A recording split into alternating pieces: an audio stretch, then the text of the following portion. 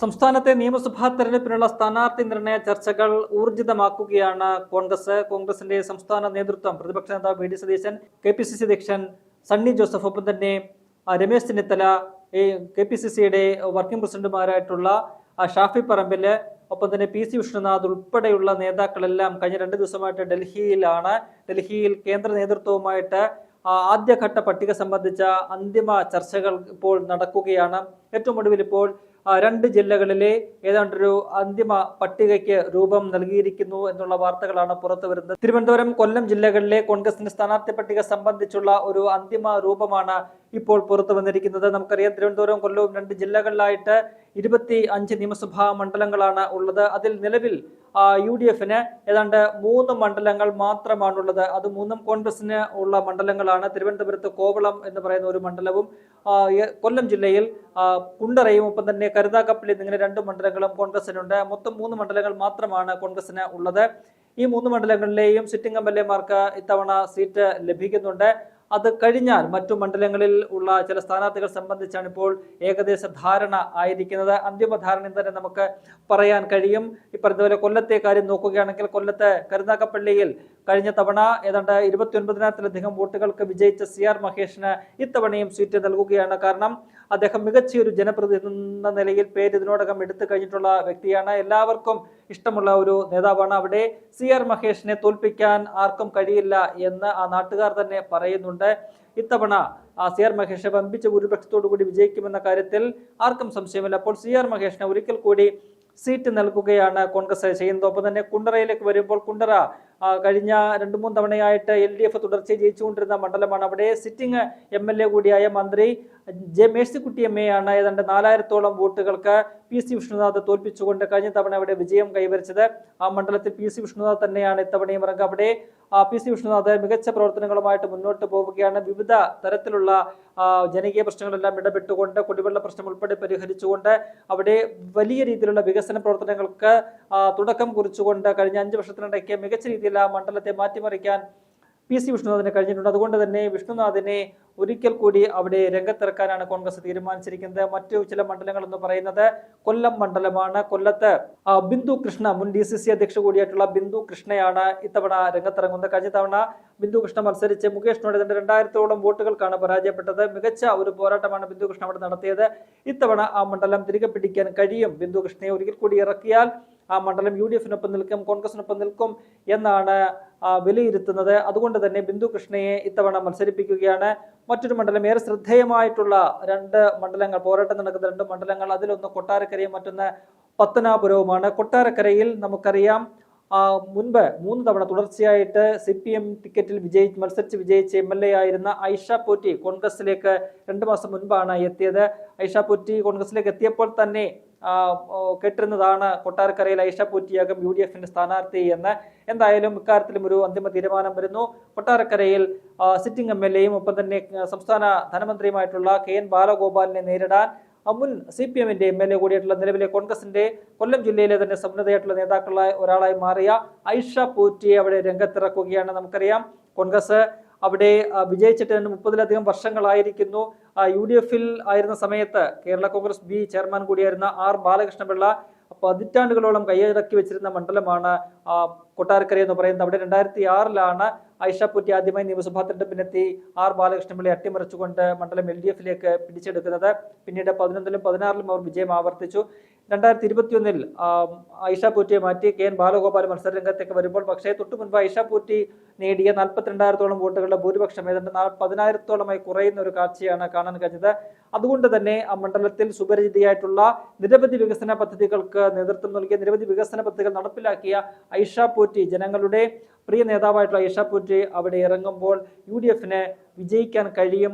15 വർഷത്തെ ഇടവേളയ്ക്ക് ശേഷം, 20 വർഷത്തെ ഇടവേളയ്ക്ക് ശേഷം UDF-ന് ആ മണ്ഡലം തിരിച്ചു പിടിക്കാൻ കഴിയുമെന്ന് നേതൃത്വം കണക്ക് കൂട്ടുന്നുണ്ട്. ഒപ്പം തന്നെ ഒരു കൈപ്പത്തി ചിഹ്നത്തിൽ അവിടെ ഒരു സ്ഥാനാർത്ഥി വിജയിച്ചിട്ട് തന്നെ ഏതാണ്ട് 30-ലധികം വർഷങ്ങളായിരിക്കുന്നു. അതിനും ഒരു മാറ്റം ഇത്തവണ കൊണ്ടുവരാൻ കഴിയുമെന്ന് കോൺഗ്രസ് നേതൃത്വം കണക്ക് കൂട്ടുന്നുണ്ട്. ഐഷ പോറ്റിക്ക് അവിടെ മികച്ച വിജയം നേടാൻ കഴിയുമെന്ന് തന്നെയാണ് നേതൃത്വം പ്രതീക്ഷിക്കുന്നത്. പത്തനാപുരത്തേക്ക് വരുമ്പോൾ, പത്തനാപുരത്ത് 2001 മുതൽ KB ഗണേഷ് കുമാറാണ് MLA.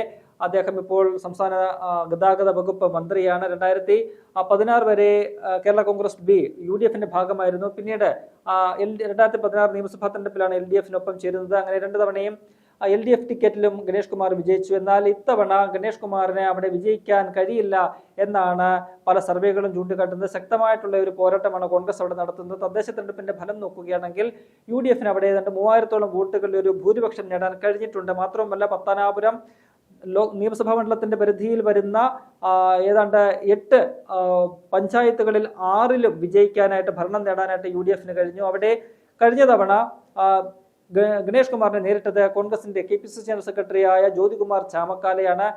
2016 ഏതാണ്ട് 24,000-ഓളം വോട്ടുകൾക്ക് വിജയിച്ച KB ഗണേഷ് കുമാറിന്റെ ഭൂരിപക്ഷം ഏതാണ്ട് 14,000-ലേക്ക് താഴ്ത്താൻ ജ്യോതികുമാർ ചാമക്കാലയ്ക്ക് കഴിഞ്ഞു. അതിനുശേഷം അദ്ദേഹം അവിടെ തോറ്റെങ്കിലും അവിടെ ഒരു ജനങ്ങളുടെ ഒപ്പം നിന്നുകൊണ്ട് പ്രവർത്തിക്കുന്ന ഒരു നേതാവിനെയാണ് നമുക്ക് കാണാൻ കഴിഞ്ഞത്. അങ്ങനെയാണ് അവിടെ തദ്ദേശ തെരഞ്ഞെടുപ്പിൽ വലിയ മുന്നേറ്റം UDF നടത്താൻ കഴിഞ്ഞത്. അത് വരുന്ന നിയമസഭാ തെരഞ്ഞെടുപ്പിലും UDF ഗുണകരമാകും. അതുകൊണ്ട് ജ്യോതികുമാർ ചാമക്കാലയ്ക്ക് ഒരവസരം കൂടി നേതൃത്വം നൽകുകയാണ്.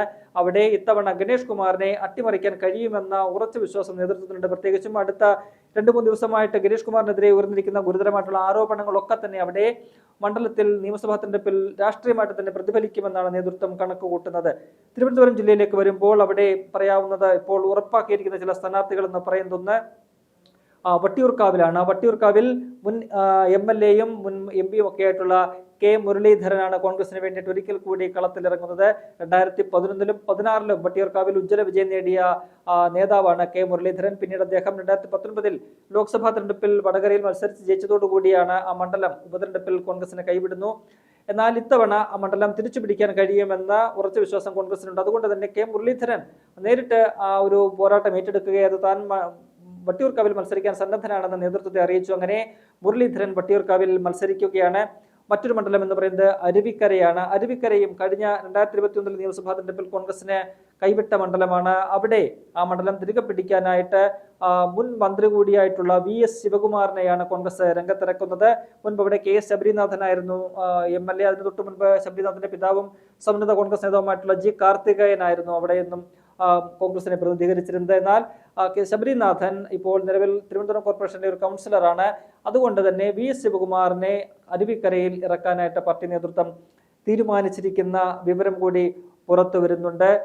മറ്റൊരു മണ്ഡലം, കൊല്ലത്തെ മറ്റൊരു മണ്ഡലത്തിൽ കൂടി ഒരു സ്ഥാനാർത്ഥി നിർണയത്തിനുള്ള തീരുമാനമായിട്ടുണ്ട്. അത് ചടയമംഗലമാണ്. CPI-യുടെ സിറ്റിംഗ് സീറ്റാണ് ചടയമംഗലം. അവിടെ INTUസിന്റെ സംസ്ഥാന പ്രസിഡന്റായിട്ടുള്ള R. ചന്ദ്രശേഖരനെയാണ് കോൺഗ്രസ് ഇത്തവണ മത്സരത്തിനായിട്ട് ഇറക്കുന്നത്. തിരുവനന്തപുരത്തേക്ക് മടങ്ങി വരുമ്പോൾ തിരുവനന്തപുരത്ത് കോവളത്ത് സിറ്റിംഗ് മണ്ഡലമാണ് കോൺഗ്രസിന്റെ. അവിടെ M. വിൻസെന്റ് വീണ്ടും മത്സരത്തിന് ഇറങ്ങുകയാണ്. അവിടെ അദ്ദേഹത്തെ തോൽപ്പിക്കാൻ ആർക്കും കഴിയില്ല എന്ന ഒരു ഉറച്ച ബോധ്യമാണ് UDF-നുള്ളത്. 2011 മുതൽ അദ്ദേഹം തുടർച്ചയായിട്ട് അവിടെ വിജയിക്കുകയാണ്. കഴിഞ്ഞ തവണ ബാക്കി എല്ലാ മണ്ഡലങ്ങളും തോറ്റപ്പോഴും 10,000-ലധികം വോട്ടുകളുടെ ഭൂരിപക്ഷത്തിനാണ് M. വിൻസെന്റ് കോവളം മണ്ഡലം നിലനിർത്തിയത്. അതുകൊണ്ട് തന്നെ M. വിൻസെന്റിനെ ഒരിക്കൽ കൂടി അവിടെ രംഗത്തിറക്കുകയാണ് UDF. മറ്റൊരു മണ്ഡലം എന്ന് പറയുന്നത് തിരുവനന്തപുരം സെൻട്രലാണ്. തിരുവനന്തപുരം സെൻട്രൽ മണ്ഡലം മുൻപ് കോൺഗ്രസ് തുടർച്ചയായിട്ട് മത്സരിച്ചിരുന്ന മണ്ഡലമാണ്. പക്ഷേ ഇത്തവണ ആ മണ്ഡലം ഘടകകക്ഷിയായിട്ടുള്ള CMPക്ക് വിട്ടു നൽകാനായിട്ട് കോൺഗ്രസ് തീരുമാനിച്ചിട്ടുണ്ട്. അതുകൊണ്ട് CMPയുടെ ഒരു സ്ഥാനാർത്ഥിയാകും പ്രധാനമായിട്ടും CMPയുടെ സംസ്ഥാന നേതാവ് കൂടിയായിട്ടുള്ള CP ജോൺ ആകും തിരുവനന്തപുരം സെൻട്രലിൽ മത്സരിക്കുക എന്നാണ് നമുക്ക് മനസ്സിലാക്കാൻ കഴിയുന്നത്. ഒപ്പം തന്നെ തിരുവനന്തപുരം ജില്ലയിലെ ഏറ്റവും നിർണായകമായ ഒരു മണ്ഡലം, ഒരുപക്ഷെ ശക്തമായ പോരാട്ടം നടക്കുന്ന മണ്ഡലങ്ങളിൽ ഒന്നായിട്ടുള്ള നേമത്ത് കോൺഗ്രസ് ഒരു യുവ സാരഥിയാണ് ഇത്തവണ രംഗത്തിറക്കുന്നത്. അത് മറ്റാരുമല്ല, ഇക്കഴിഞ്ഞ തദ്ദേശ തെരഞ്ഞെടുപ്പിൽ തിരുവനന്തപുരം കോർപ്പറേഷനിൽ അത്യുജ്വല വിജയം നേടിയ, ഒരുപക്ഷെ സംസ്ഥാന തലത്തിൽ തന്നെ വലിയ തരംഗം തീർത്ത ഒരു സ്ഥാനാർത്ഥിയുമായി മാറിയ വൈഷ്ണ സുരേഷാണ് ഇത്തവണ നേമത്ത് കോൺഗ്രസിന് വേണ്ടിയിട്ട് മത്സരത്തിന് ഇറങ്ങുന്നത് എന്നതാണ് ഏറെ പ്രധാനപ്പെട്ട ഒരു കാര്യം. അക്കാര്യത്തിൽ ഒരു അന്തിമ തീരുമാനം ആയി കഴിഞ്ഞിട്ടുണ്ട്. അവിടെ BJP ശക്തമായ സാന്നിധ്യമുള്ള ഒരു പാർട്ടിയാണ്. അതുകൊണ്ട് തന്നെ അവിടെ മികച്ച ഒരു പോരാട്ടം നടത്താൻ കഴിയുന്ന ഒരു നേതാവിനെ, ഒരു യുവ നേതാവിനെ, കോൺഗ്രസിന്റെ ഒരു ഫയർ ബ്രാൻഡായിട്ട് മാറിയിരിക്കുന്ന ഒരു വനിതാ നേതാവാണ് വൈഷ്ണ സുരേഷ്. KS2-വിന്റെ നേതാവാണ്. വൈഷ്ണ സുരേഷിനെ നേമത്ത് മത്സരത്തിനായിട്ട് ഇറക്കാനാണ് കോൺഗ്രസ് ഇപ്പോൾ തീരുമാനിച്ചിരിക്കുന്നത്. 2011 മുതലുള്ള ഒരു തെരഞ്ഞെടുപ്പ് നോക്കുകയാണെങ്കിൽ LDF-ന് മേധാവിത്വമുണ്ട്. 2016-ൽ പക്ഷേ അവിടെ BJP ആദ്യമായിട്ട് ഒരു നിയമസഭാ സീറ്റ് ജയിച്ച മണ്ഡലം കൂടിയാണ്. എന്നാൽ 2021 വീണ്ടും LDF ആ മണ്ഡലം തിരിച്ചു പിടിക്കുന്ന കാഴ്ച നമ്മൾ കണ്ടു. അവിടെ 3ാം സ്ഥാനത്തേക്ക് പോയ കോൺഗ്രസിനെ തിരിച്ചു കൊണ്ടുവരാൻ, മടക്കി കൊണ്ടുവരാനാണ് വൈഷ്ണവ് സുരേഷിനെ പോലെ ചുറുചുറുക്കുള്ള ഒരു യുവ നേതാവിനെ കോൺഗ്രസ് കളത്തിലിറക്കുന്നത്. ഇക്കഴിഞ്ഞ തദ്ദേശ തെരഞ്ഞെടുപ്പിൽ തിരുവനന്തപുരം കോർപ്പറേഷനിലെ മുട്ടട വാർഡിൽ നിന്നുമാണ് വൈഷ്ണവ് സുരേഷ് മത്സരിച്ചത്. അത് CPM-ന്റെ ഒരു ഉറച്ച കോട്ടയായിരുന്നു. അവിടെ ഏതാണ്ട് 397 വോട്ടുകൾക്കാണ് CPM-ന്റെ അവിടുത്തെ പ്രമുഖ നേതാവായിട്ടുള്ള അംശു വാമദേവനെ വൈഷ്ണവ് സുരേഷ് പരാജയപ്പെടുത്തിയത്. വൈഷ്ണവ് സുരേഷിനെ മത്സരരംഗത്ത് നിന്നും മാറ്റി നിർത്താൻ പോലും CPM വലിയ രീതിയിലുള്ള കള്ളക്കളികൾ അവിടെ കളിച്ചു. വൈഷ്ണവ് സുരേഷിന്റെ സ്ഥാനാർത്ഥിത്വം പോലും റദ്ദാക്കുന്ന രീതിയിലേക്ക് കാര്യങ്ങൾ പോയിരുന്നു. പിന്നീട് ഹൈക്കോടതിയെ സമീപിച്ചുകൊണ്ടാണ് വൈഷ്ണവ് സുരേഷ് അവിടെ മത്സരിക്കുകയും ഉജ്ജ്വല വിജയം, CPM-ന്റെ കോട്ടയായിട്ടുള്ള മുട്ടടയിൽ ഉജ്ജ്വല വിജയം നേടുകയും ചെയ്തത്. ആ ഒരു തരംഗം അത് നേമത്ത് വൈഷ്ണവ് സുരേഷിനെ ഇറക്കുന്നതിലൂടെ തങ്ങൾക്ക് നിലനിർത്താൻ കഴിയും. അത് നേമത്തും വലിയ രീതിയിൽ തങ്ങൾക്ക് അനുകൂലമാക്കി മാറ്റാൻ കഴിയും എന്ന് സംസ്ഥാന കോൺഗ്രസ് നേതൃത്വം കരുതുന്നുണ്ട്. അങ്ങനെയാണ് നേമത്ത് വൈഷ്ണവ് സുരേഷിന്റെ പേര് ഉയർന്നു കേൾക്കുന്നത്. എന്തായാലും അവിടെ ഉജ്ജ്വല പോരാട്ടം നടത്താൻ വൈഷ്ണവ് സുരേഷിന് കഴിയുമെന്നുള്ള കാര്യത്തിൽ യാതൊരു സംശയമില്ല. അങ്ങനെ തിരുവനന്തപുരം, കൊല്ലം ജില്ലകളിലെ സ്ഥാനാർത്ഥി നിർണയത്തിൽ ഒരു അന്തിമ തീരുമാനത്തിലേക്ക് കോൺഗ്രസ് എത്തിയിരിക്കുകയാണ്. മൊത്തത്തിൽ ആദ്യഘട്ടത്തിൽ ഒരു 50 സ്ഥാനാർത്ഥികളെ പ്രഖ്യാപിക്കാനാണ് കോൺഗ്രസ് ലക്ഷ്യമിടുന്നത്. സ്ക്രീനിംഗ് കമ്മിറ്റിയുടെ ഒരു അനുമതിയും ഒപ്പം തന്നെ കേന്ദ്ര തെരഞ്ഞെടുപ്പ് കമ്മിറ്റിയുടെ ഒരു അനുമതിയും കിട്ടിക്കഴിഞ്ഞാൽ വരുന്ന ദിനങ്ങളിൽ തന്നെ ഈ സ്ഥാനാർത്ഥി പ്രഖ്യാപനം ഉണ്ടാകുമെന്നാണ് മനസ്സിലാക്കാൻ കഴിയുന്നത്.